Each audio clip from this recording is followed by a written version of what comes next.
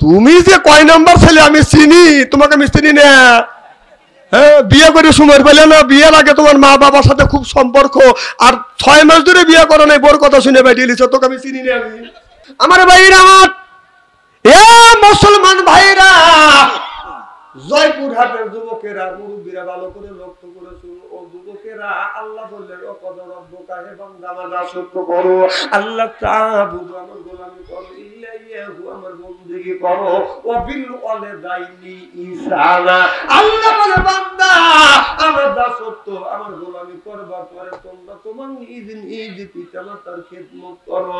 আজকে মা হইছে বুড়ি, গাড় যাইতে আমার বুড়ি, বাবা হইলো বুড়ো, পিঠের উপর দৌড়ে দৌড়ে বুড়া, আর মা হয়েছে বুড়ি, গাড় যাইতে আমার বুড়ি, আর শ্বশুর হচ্ছে আব্বাজান, শাশুড়ি হচ্ছে আম্মাজান, বিয়ে করছে পিয়ারা জান, ওরাই সব জানের জান, পরাণের পরাণ।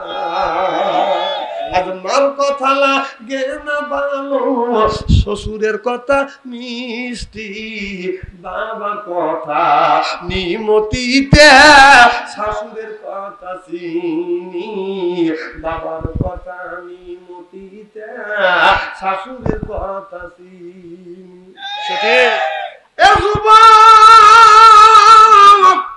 খবরদার, মার মনে কষ্ট দিও না, বাবার মনে কষ্ট দিও না। আল্লাহ বলে আলিস কুরিলি ওয়ালি ওয়ালি দাইয়া ইলাইয়াল মাসির। তোমার নৈতিক দায়িত্ব মা বাবার খেদমত করবে, মা বাবার মনে কষ্ট দিও না। ঘরে থাকে যদি বাবা করো বাবার সেবা, ঘরে থাকে যদি বাবা করো বাবার সেবা, অবরোধ করো সময় হারালে না পাবি, বাবা জান্নাতেরও চাবি। কথা বলছে দয়াল নবী, সুবহানাল্লাহ বলি, সুবহানাল্লাহ। এ যুবক, ভালো করে লক্ষ্য করে শুনুন। আল্লাহর বান্দা লোকমান হজে যাবে, হজের টাকা বাদাম জমা হয়ে গেছে, এমন সময় হজের টাকা জমা হয়ে গেছে, 7 বন্ধু একসাথে হজে যাবে। লোকমান বাড়ি যা বলে, মা আমি হজে যাব, মা, চোখের পানি ফেলে দিয়ে দিয়ে কান্দে। লোকমান বলে, মা আমি হজে যাব, তুমি মা শুনিয়া তুমি কি খুশি হও নাই? মারে কেন তুমি কান্দো? এই যে মা বাবার ওয়াজ করতেছি, আমি উঠে চলে যেতেছি না, এদের তো রাগ হবেই যে হুজুরে খায়া কামনে মা বাবার ওয়াজ করতেছে, শ্বশুর শাশুড়ি ওয়াজ করতে পারে নাই।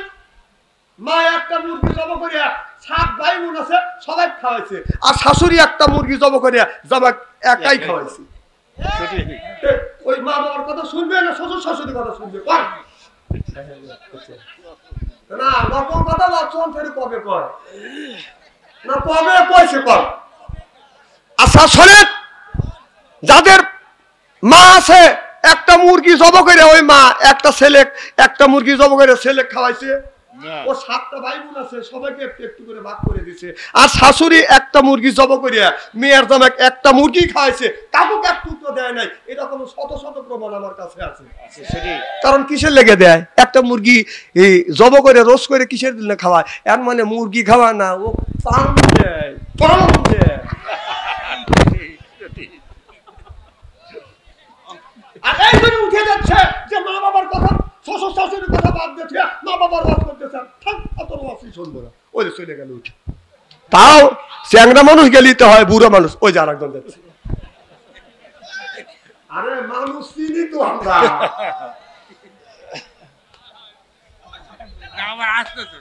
এতক্ষণ মা বাবার কথা বলিনি, এখন মা বাবার কথা উঠে আছে। আমি কে বলছি? কে বলছে? আল্লাহর কোরআন। কে বলছে? আল্লাহ বলছে। তাহলে আমি আল্লাহ বলছে সেই কথা আমি রিপ্লাই করে বলতেছি যে মা বাবার খেদমত করা লাগবে। উঠে উঠে চলে যেতে ওই বুড়া বুড়া।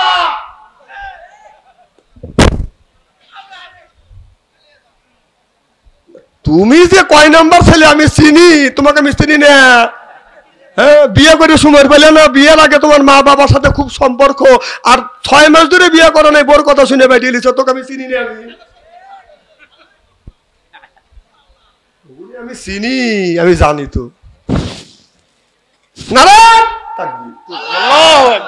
আমার ভাইয়ের, আমার ভালো করে লক্ষ্য করে শোনো। লোকমান যা বলে, মা আমি হজে যাব, যাবো তুমি কি খুশি হও নাই? আচ্ছা আমি টান দেই আর মাইকের ইলেকট্রিক বাতি দাপ পাইতেছে কে? আপনার কোন খুশির যদি দাঁত পারে কন তাহলে আমারও তো ভিতরে দাঁত পারবে।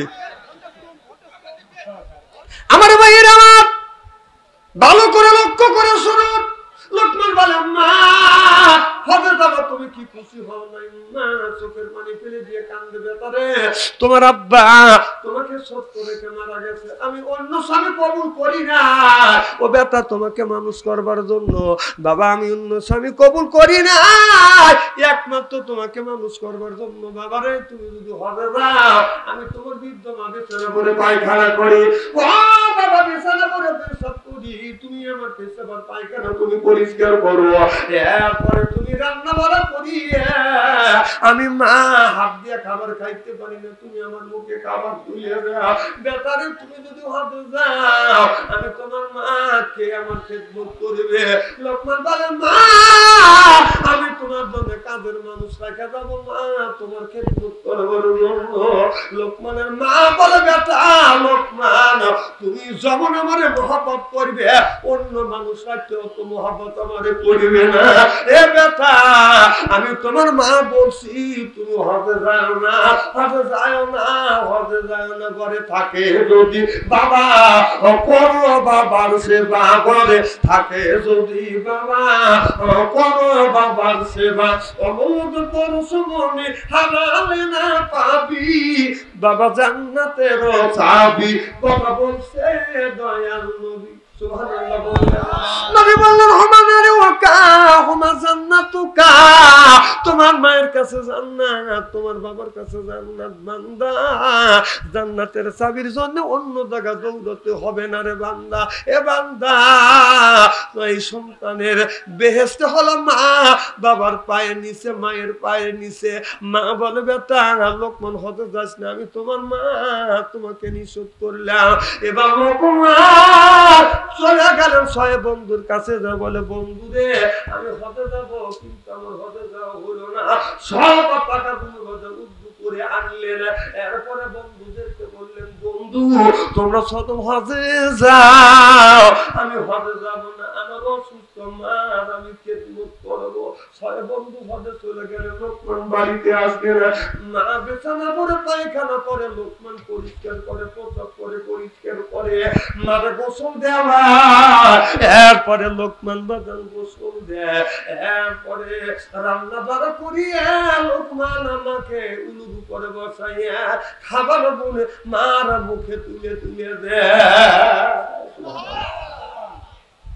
লোকমান মাকে ঘুমান, ঘুম পাড়ায় বিছানা।